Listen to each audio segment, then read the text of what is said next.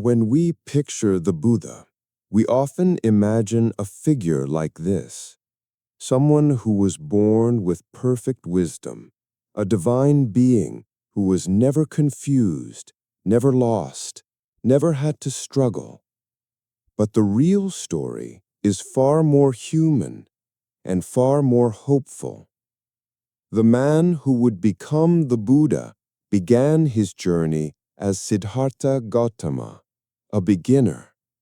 He was filled with profound questions, haunted by the reality of suffering, and driven by a deep desire to find the truth. To do so, he had to let go of everything he thought he knew. He had to unlearn the assumptions of his royal upbringing and the doctrines of his teachers. He had to approach the world with fresh eyes, seeing it not as he was told it was, but as it actually is. This radical act of unlearning, of seeing anew, is the ultimate expression of a mind we're going to explore today. Today, we're exploring one of the most cherished concepts in Zen Buddhism, a simple idea with the power to transform every moment of your life. It's known in Japanese as Shoshin, which translates to beginner's mind. This teaching was brought to the West most famously by the Zen master Shunryu Suzuki. It's a call to return to the way we saw the world as a child, with wonder, curiosity, and openness.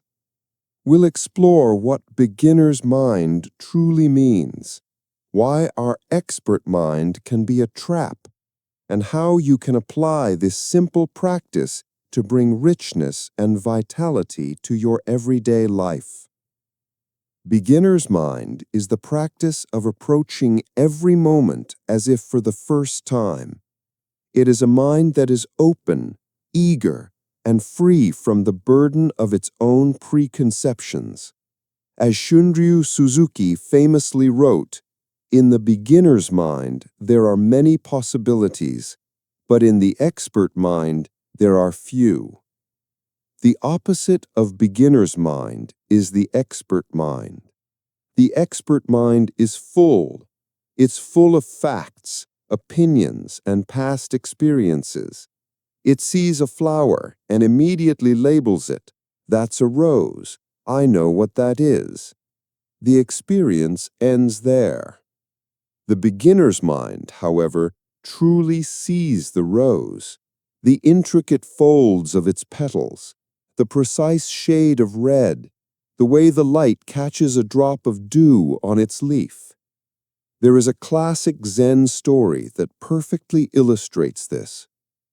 A learned scholar, an expert in philosophy and religion, came to visit a Zen master to inquire about Zen.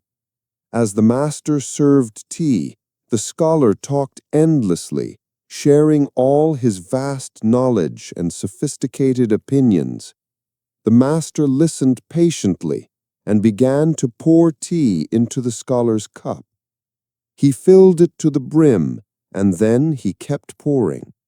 The hot tea overflowed, spilling on the table. "Stop!" shouted the scholar. "The cup is full. No more will go in."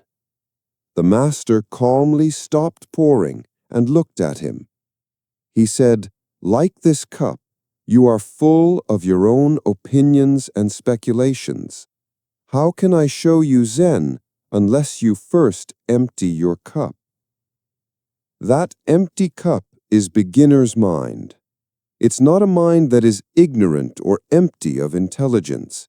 It is a mind that has let go of its rigid certainty to make space for reality as it is, fresh, new, and alive in every moment. This isn't just an abstract spiritual idea. It's an intensely practical tool for modern life. Our culture rewards us for being experts, for having the answers. But this expert mind can rob our lives of joy and connection. Think about your relationships. When you talk with a loved one, are you truly listening with an open mind, or is your expert mind already finishing their sentences, jumping to conclusions based on 1,000 past conversations? Applying beginner's mind means listening as if you've never heard this person's perspective before. The potential for genuine connection is immense. Consider your daily routines.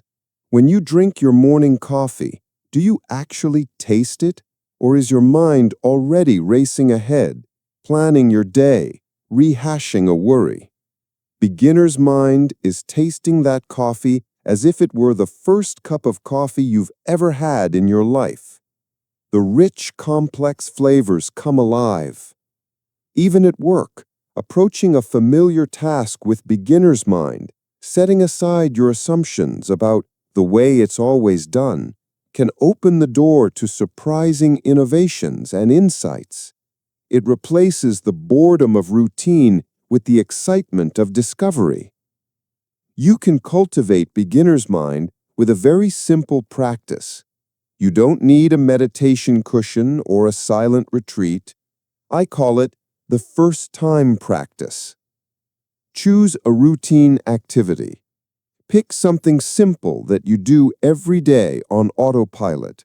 It could be washing your hands, walking from your car to your front door, or eating the first bite of a meal.